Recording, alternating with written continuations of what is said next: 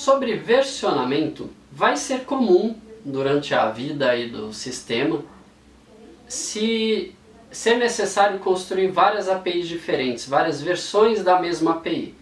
Muito por maturidade do time. Às vezes você começa a construir suas APIs ali na primeira versão, o nível de maturidade do time com relação ao sistema e com relação à API às vezes ainda não é bom o suficiente, sai uma versão suficiente para fazer integrações.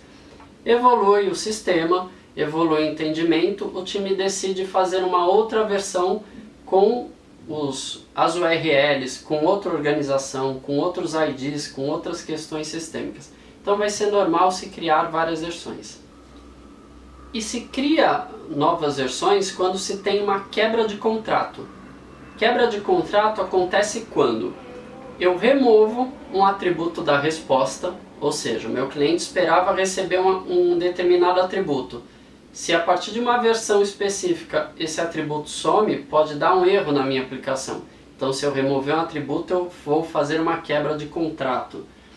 Caso eu adicione atributos de quaisquer tipo, header, query parameter, atributo do payload, caso eu adicione um desse obrigatório, então na hora que eu gravo, que eu vou criar um recurso, o campo não era obrigatório. Se de repente eu adiciono um ou torno algum deles obrigatório, eu passo a provocar um erro na minha aplicação cliente. Então, se isso acontecer, vou ter quebra de contrato também. Caso eu remova algum recurso, uma URL, por exemplo, se eu remover, eu vou causar um erro no meu cliente. E caso eu altere um atributo, eu renomeie ele, por exemplo, um header, um atributo, uma URL, eu vou causar quebra de contrato também. Sempre que eu causo quebra de contrato, é interessante que eu crie uma versão nova desse contrato. De forma simples, eu estou falando o seguinte: olha, quem já consome minha API do formato antigo segue consumindo, e eu estou criando um novo formato para que os novos clientes ou os clientes antigos migrem para esse novo formato. Então é importante, quando eu tenho a quebra de contrato, que eu provavelmente vou ter que manter uma ou mais versões do meu sistema online funcionando, e versões diferentes, até que todos os usuários da minha versão antiga tenham migrado para a versão nova.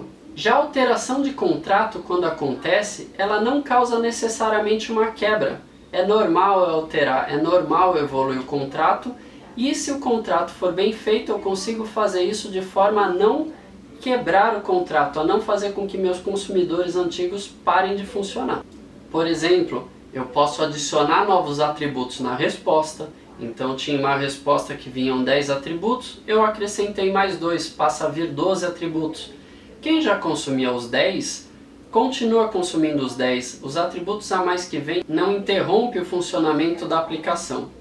Eu posso adicionar também novos atributos, novos query parameters, por exemplo. Então antes eu fazia um filtro por data, eu passo a permitir fazer um filtro por nome, ou eu passo a permitir fazer uma paginação que antes eu não fazia. Então eu posso acrescentar quaisquer tipo de atributo, desde que não sejam obrigatórios. Posso criar novas URLs, aliás isso é o mais normal que tem. Eu inicio o meu contrato com algumas poucas URLs, e conforme chegam novos projetos ou o sistema amadurece, eu vou criando novas URLs com novas funcionalidades. E também eu faço alterações no contrato quando eu estou alterando exemplo, quando eu estou acrescentando exemplos novos para facilitar o entendimento, quando eu estou alterando descrições ou acrescentando descrições que antes não existiam. São alterações pequenas, meramente documentais. Quando se faz alteração em contrato, eu não preciso criar uma nova versão da API, diferente de quando eu faço uma quebra de contrato. E aí entra o Semantic Versioning para ajudar. O Semantic Versioning é uma abordagem, um padrão para se versionar sistema. Pode ser usado em qualquer tipo de sistema, não apenas APIs, em que você tem versionamento dividido em 3 partes. Então tem um Major, um Minor e um Patch. No patch eu vou incrementando ele quando eu faço pequenas alterações. Então eu posso ter criado uma descrição, acrescentado um exemplo. Isso são ajustes pequenos, são patches. Eu não alterei nem criei nada no meu contrato. Quando eu crio algo novo, acrescentei uma URL, acrescentei um atributo, acrescentei um header, isso é uma alteração do tipo minor. Então eu estou acrescentando coisas, eu não quebrei contrato. Agora, quando eu quebro o contrato, que nem já explicado antes, aí eu faço uma alteração na major.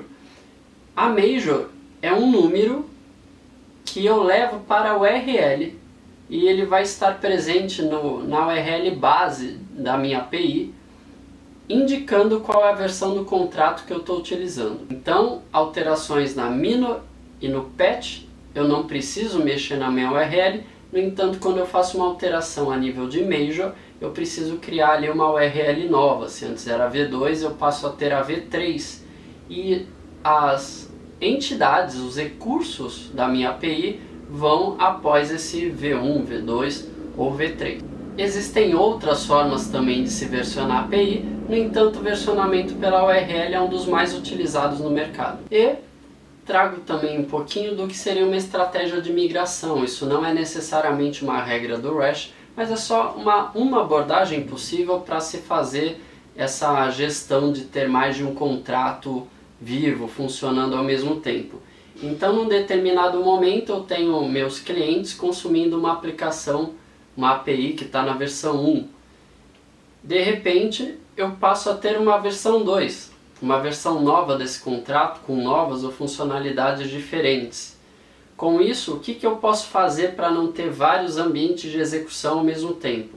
Eu posso fazer com que a minha versão 1 antiga passe a ser um proxy, então tem um contrato antigo e ele aponta para o contrato da V2, ele executa o ambiente de execução da V2, então ele faz um depar aí dos atributos, dos campos, das posições das coisas que eu tinha na V1, converte para a V2 e passa a consumir a V2. Então eu vou ter clientes consumindo a V1, que vira um proxy para a V2, e vou ter clientes consumindo diretamente a V2. Até o momento em que eu não tenho mais esses clientes consumindo a V1, aí eu posso simplesmente desligar essa V1. Essa abordagem é interessante porque eu sempre tenho só um ambiente de execução rodando. Eu não preciso ficar fazendo gestão de vários softwares diferentes acontecendo ao mesmo tempo. Óbvio, nem sempre vai dar para fazer essa conversão da V1 para V2, mas quando fizer sentido é uma abordagem interessante de se adotar.